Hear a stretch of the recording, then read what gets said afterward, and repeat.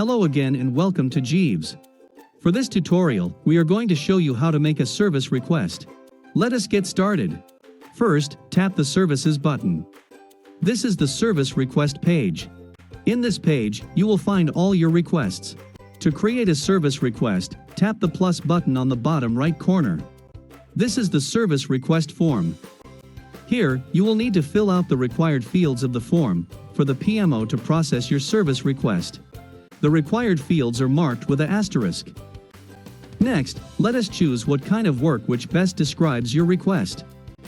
For any additional details concerning your request, you can enter them in the description field. You can also attach images in your request. Finally, tap the Submit button.